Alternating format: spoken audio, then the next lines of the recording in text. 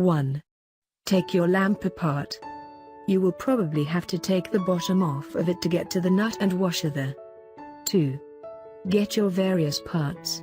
You may not need all of them. 3. Remove all of the central parts of your lamp being repaired. 4. Push the new cord through the center of your lamp. The cord is stiff enough that you can just push it through using your hands. 5. Take the exposed wire and wrap it around the 2 terminals. 6. Tighten the screws over the wrapped wires on each side. 7.